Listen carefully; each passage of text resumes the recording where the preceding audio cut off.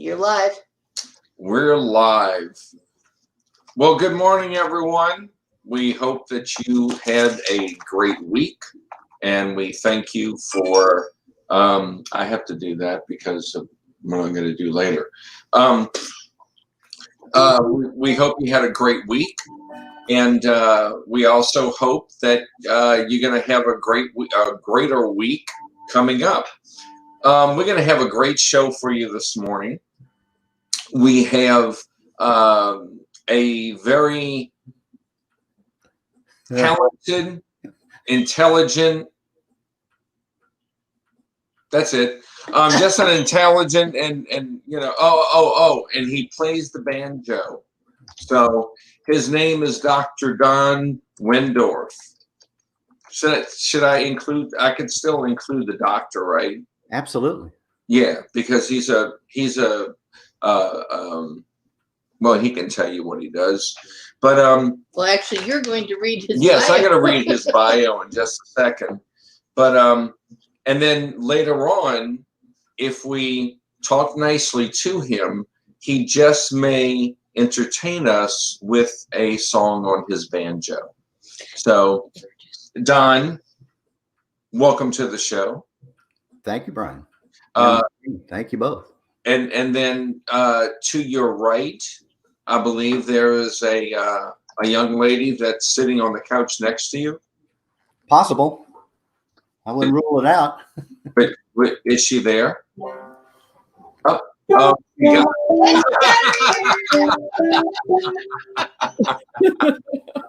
Good morning, everybody. oh, and just so y'all know, I've got my Walt Disney shirt on also, and Maureen is sporting a polka dot top. And I don't know if your listeners know that you are the ultimate Disney World person. You know every inch of that turf. Yeah, I think anyone that knows me, and they know that, yeah. But unfortunately, it's the one thing. Oh, sorry. Who's the leader of the club that's good for you and me? M-I-C-K-E-Y. Either hold your ears welcome as can be. M-I-C-K-E-Y. M-O-U-S-E. Mickey Mouse. Mickey Mouse. Forever let us hold our banner high, high, Hi. Come along and sing a song and join the jamboree.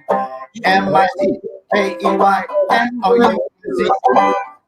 Whoa, wonderful. What a great way to start this show. Thank you, Don. So I am going to read a little bit to brag on Dr. Mr. Wendorf. Don is a retired psychologist and a marriage and family therapist who practiced over 40 years specializing in marriage therapy. He retired in 2020 for his increasingly stroke-disabled wife, Susan, after taking care of her while working for 15 years. She passed away in March of 2014. And he also helped take care of his mother-in-law due to cancer and his father with Parkinson's and his mother, Alzheimer's. That's a lot. And it shows his strength and his care. Don currently serves on the board of Cognitive Dynamics Foundation.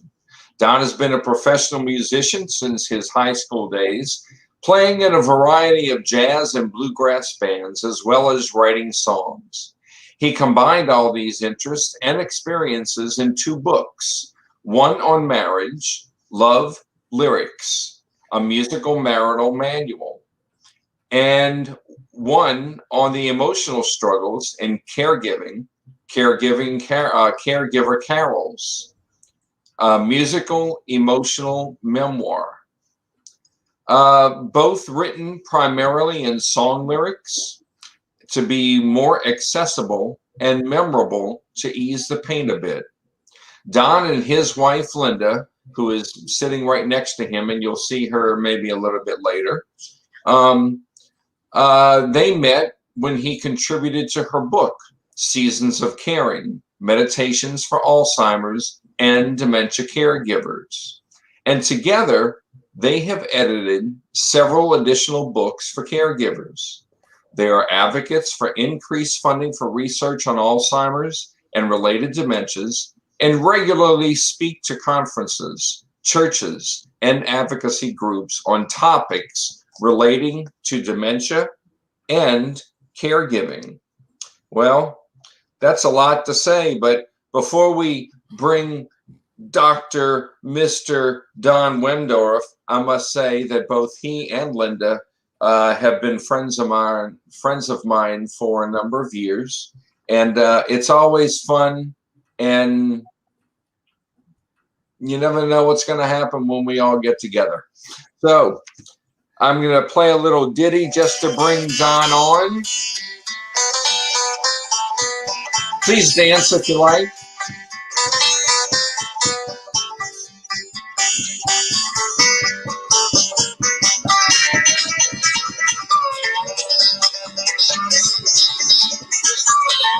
All right.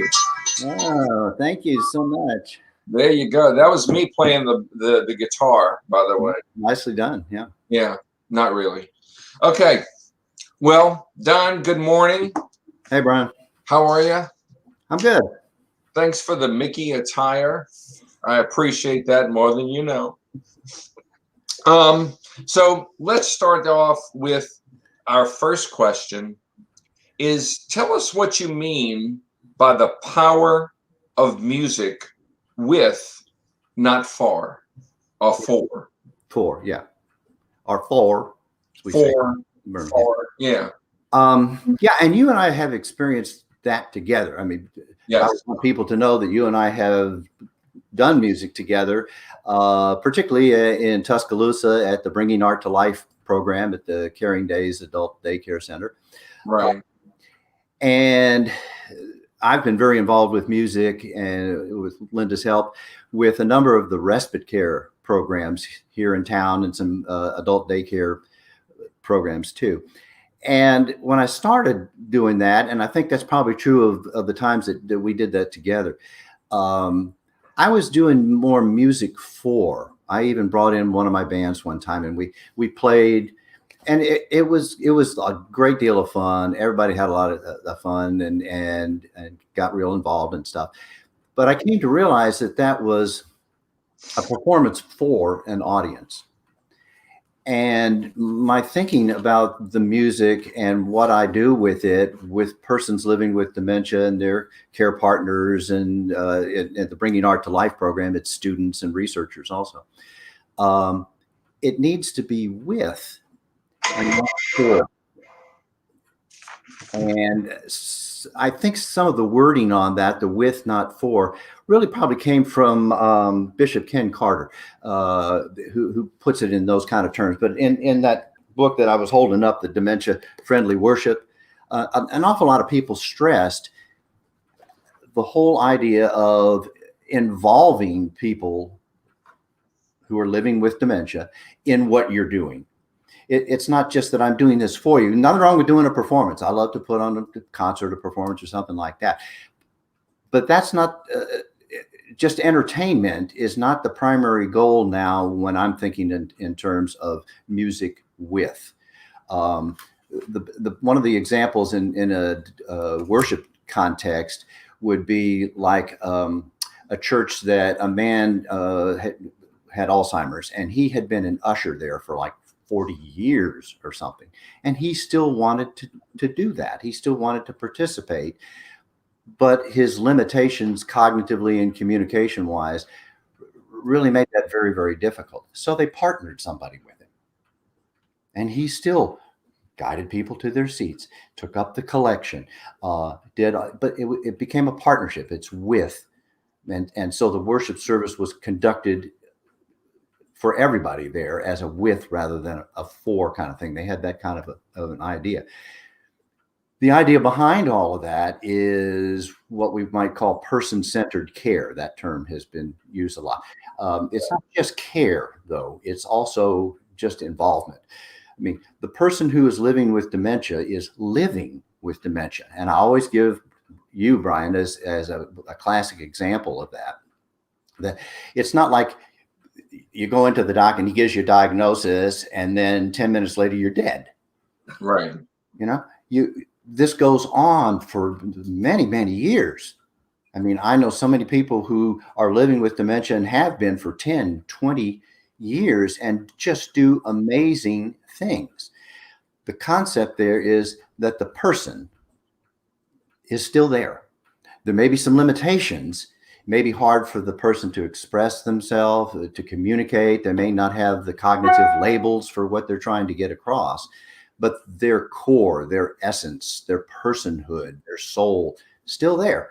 And it's up to us to learn how to connect.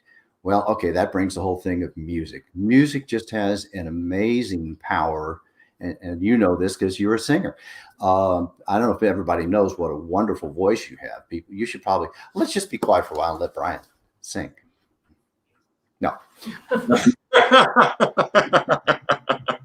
You didn't see that one coming, did you? I didn't have a chance to warm up. Yeah, okay. Yeah. Music has a tremendous power for all of all human beings. And dementia doesn't change that. It has the power to help us express feelings that sometimes words don't really adequately express anyway. It enables us to connect with each other in a different kind of way. It enables us to share an experience together, a creative, an artistic, a fun, a social kind of experience. And music also has an incredible power, and you have to get Danny Potts, our neurologist friend, to explain to you the neurology of all of that. But because it's a very complicated memory system that's different from other memory, and it's spread out all over the brain and taps into all sorts of different areas. But an ability to elicit nostalgic feelings and old memories. And so part of what I'm doing whenever I'm doing a sing along, with the Respite Care folks, is I'm stopping after songs and eliciting, asking for people to make comments and tell stories and reflect on it, or how do they feel with that? I'm still a psychologist. How does that make you feel? How long have you felt that way? In a rather hushed tone. Yeah. You can charge more. So I wish people could see that picture of you and me in Tuscaloosa. I think we're kind of in between songs, and Beth and Jeff Reinert are in the background because Jeff brought a keyboard and participated with us. But the expressions on our faces really kind of say it all. I mean, we're just in another world. We're just transported into a shared world of enjoyment. But that's who we are.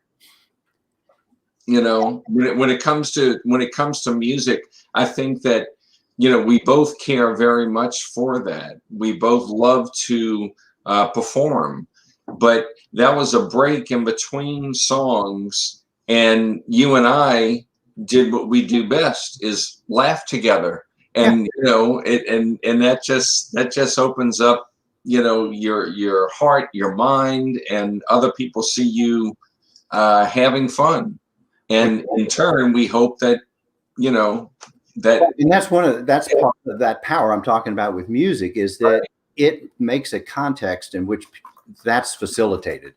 So what I'm looking for when I'm doing a musical program with people, right? I'm looking for engagement, I'm looking for interaction, I'm looking for involvement. Well, that may be real different for each person depending on what sort of limitations they have from their dementia. The dementia is real. I'm not pretending that it's not there and that it's not making limitations. It is. It's not going to be the same with everybody that it would be without that. So people are participating in very many different kinds of ways. There are some people, for example, that really that I'm working with that are at a point where they can't really have much of a conversation or communication. They have trouble coming up with the words and the cognitive labels and concepts to be able to express things. They can be just as present as anybody else. There's this one lady in particular that I think of comes to mind, and she doesn't sing. I don't know that she can anymore, but she has this radiant smile, and she is just as much a participant and just as much present as anybody else is. But it's also very surprising. We see all the time people who really are quite limited in terms of communication abilities. But you go into the old songs, they got all the lyrics, they got the tune, they're right there. Right.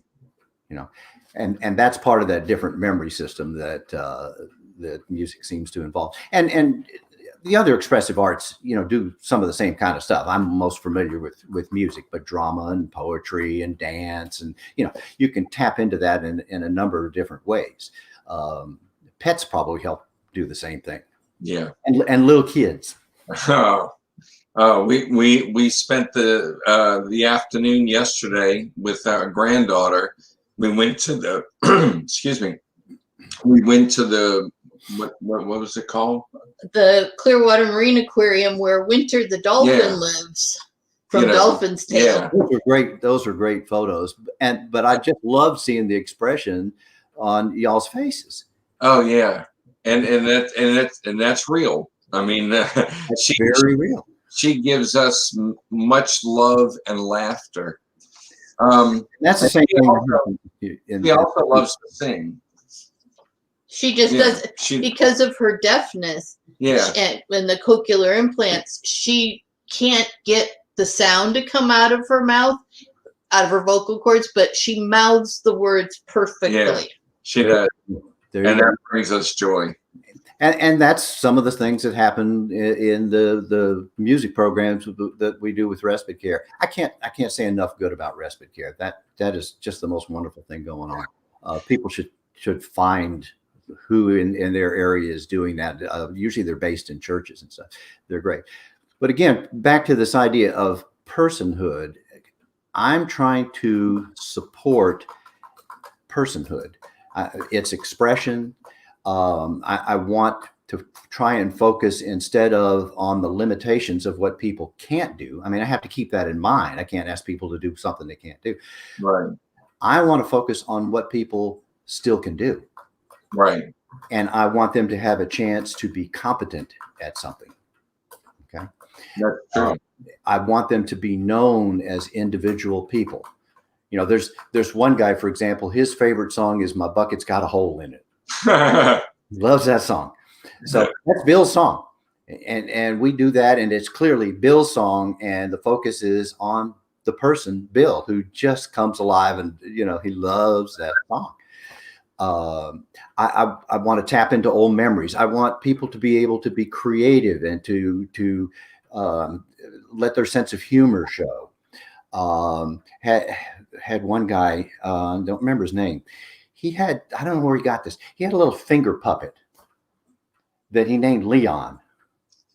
And he had Leon direct the singing.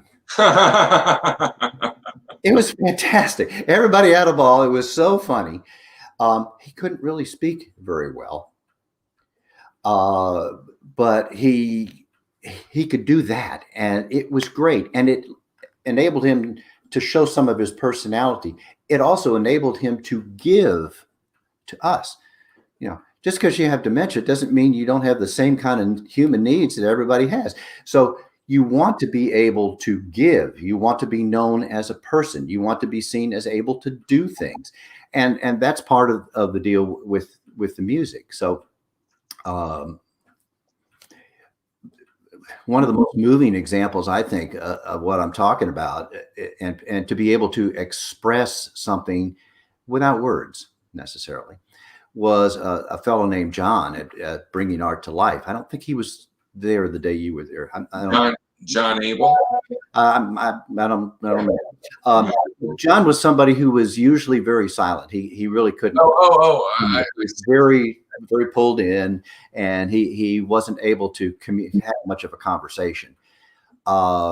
He stood and had his arm around Danny Potts, Dr. Potts, and he sang a harmony part to Danny.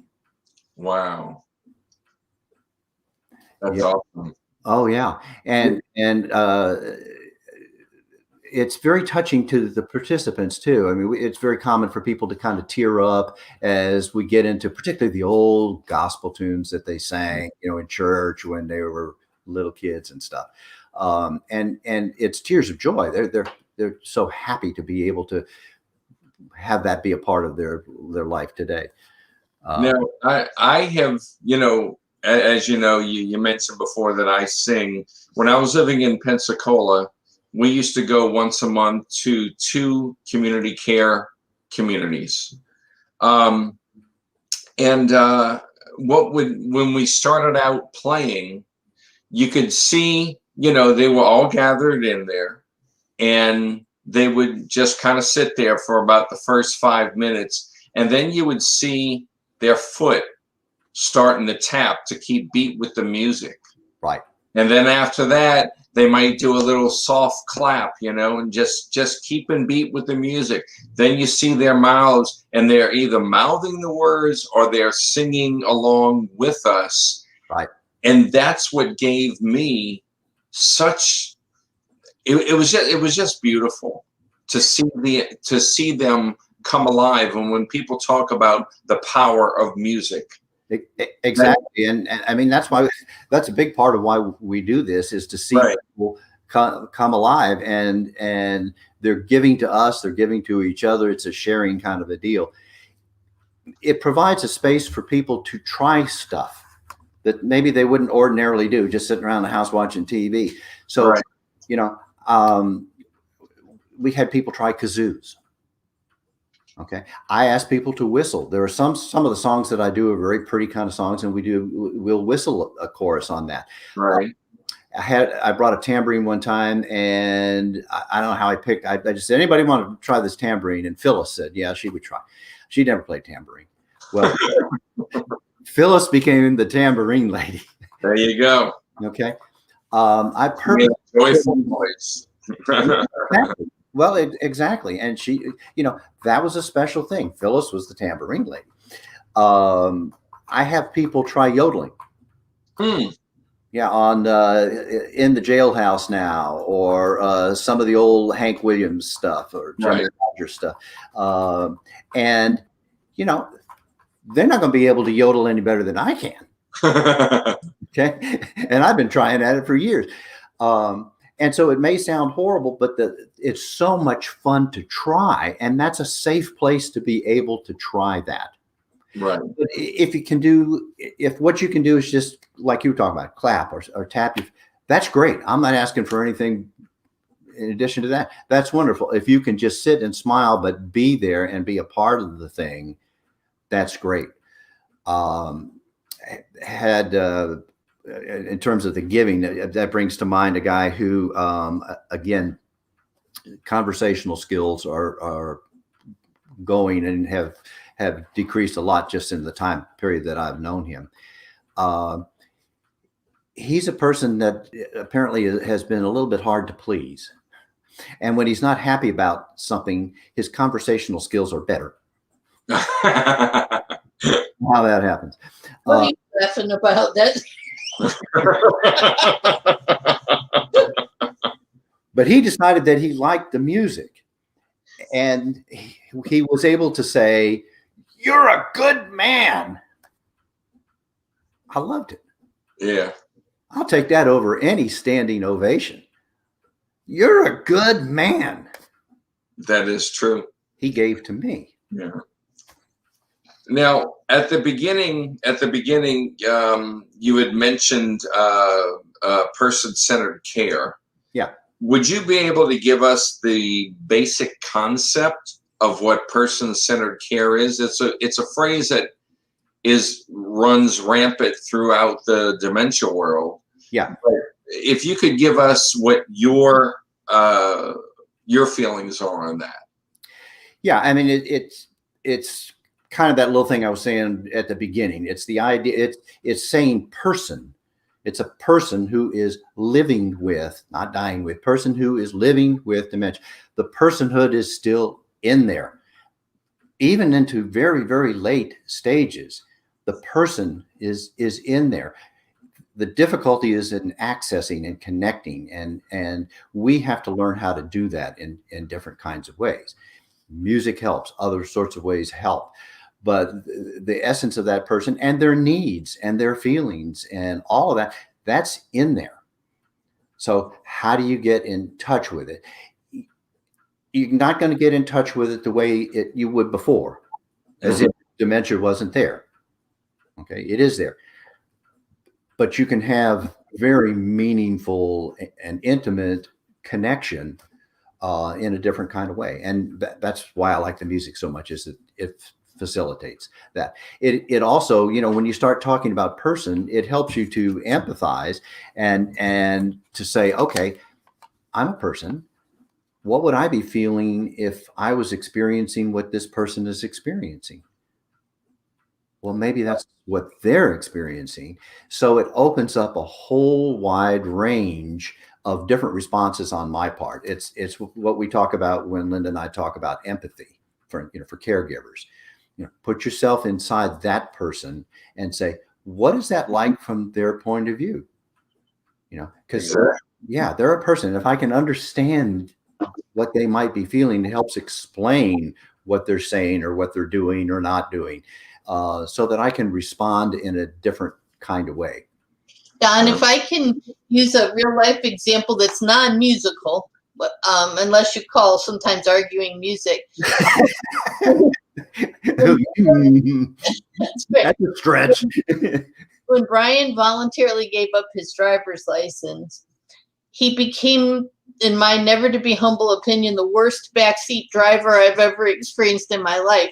And we would get into terrible arguments because of it. And then one day, and please don't think I'm patting myself on the back. When I say one day, this was months later, I thought, how would it feel if I was sitting over there and Brian was doing all the driving and he wasn't driving the way I thought he should be driving, and I couldn't do anything about it. And that really helped change did a paradigm shift in, I'm not saying I still don't get sometimes a little testy, but I try to do that with a lot of things with Brian, if I was in his shoes. But then I also asked Brian to think about how it would feel to him if he were in my shoes. Good point. I think when in person-centered care, we put a lot of focus on what we do for the person and not enough focus on having some expectations of them having empathy. Yeah, that's a very good point. And I like some of that terminology of changing from caregiver to care partner. For as long as you can, that it is a partnership. It is a shared sort of a thing. Of course, you are giving care, and that's going to increase as the disease does what it does. But still, the person-centered care notion puts the emphasis on person and not just disease. Yes. Exactly. What you can't do, but what you can do. Yeah. It's what you've lost, but what you got. And that makes for a whole different kind of relationship. Well, I believe that we often have persons living with dementia stop talking way before they actually physiologically have to, because we stop talking to them and we stop engaging them in conversation and having expectations of there being content in that conversation. I'm certainly not going to ever be disappointed in Brian, no matter what he does or doesn't do. But I can tell you I'm extremely proud of him for everything he does do. Absolutely. Absolutely. Thank you very much. You're welcome. Don't let it go to your head. I'm not, but I am going to write it down because, they'll come. No, never mind. So what are, and I just wanted to bring, you had talked about Oh, I think I already mentioned it. Yeah, Never mind. we've actually Okay. covered all the questions, and now guess No. what time it is? No, You didn't do question number 6. I know. I'm getting there. Okay. I'm trying not to. Oh. Oh, this is probably the most important question of this interview. And the question is, and we have to count on you being honest and, and as a person and as a friend. Does Brian LeBlanc have a beautiful voice? And is he one of the most smartest and funniest people in the universe that you know? Well, you changed my wording a little bit, but yeah, you got the essence of it. What, I use universe? Yeah, I didn't put universe. And you missed point B. Is Maureen one of the coolest people you know? We'll get to that if we have some time. Oh, if we have time, we'll have time. Okay, folks, it's been great seeing you. No. So please answer that question, Don. But no, I would like for you to grab your banjo And your wife. and your wife, and y'all sing a song for us. Okay. I saw your eyes light up when we said grab your wife. That could get kinky. And shame on you. Yesterday was Don and Linda's anniversary. That's right. How many years? 5 years. And I bet you wouldn't trade them for anything. Oh, we're gonna do that one first. We're gonna do this one first. No, we're going to do that one first. This one first. Okay. This is a song I wish I'd written. This is by George Tarrant and Lee Satterfield. It's called "I Will Not Forget You." This song is for all persons living with dementia and their care partners. Let's get you in on it. Yeah, I'm not gonna put my ears on yet now.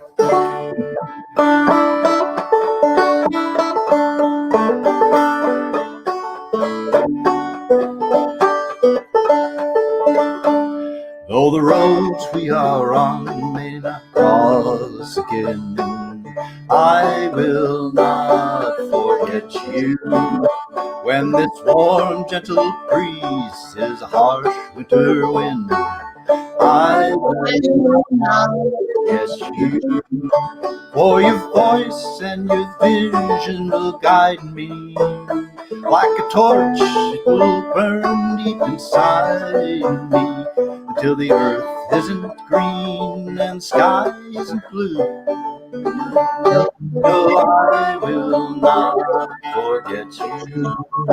When the days we have shared are like drops in the sea, I will not forget you. Tomorrow may fade from my memory, but I will never let you. For every river I cross will remind me, no matter what sorrows may find me, though my footsteps may falter, my course will stay true. No, I will not forget you.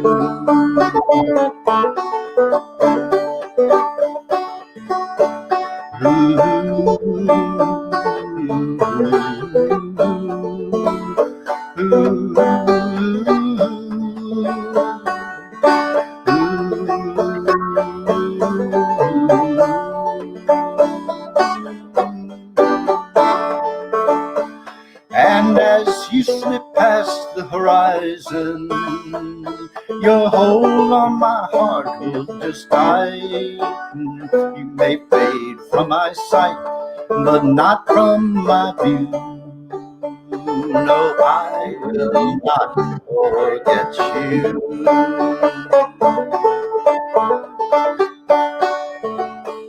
No, I will not forget you.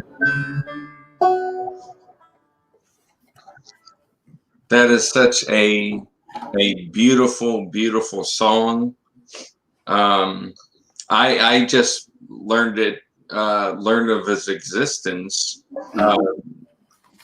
Linda sent that to us. Linda sent that to us. And if you don't recognize Linda, she was our guest last week, talking about what's that? Dressed in purple. Dressed in purple, exactly. He didn't have the Mickey attire. He is she's an advocate extraordinaire. Right. And Don is a Easy. Well, we're out of time. We can't go there. oh, sorry, yeah. Do we have time for another song? Yes, we have just one. This is very brief. Now it's time to say goodbye to all our company.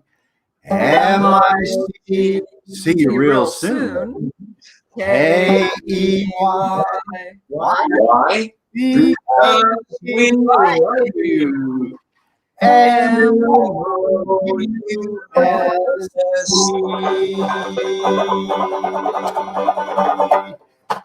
See you real soon. All right. Thank you, Don. Thank you, Linda. Thank you, Maureen. Thank you, Brian. You're very welcome.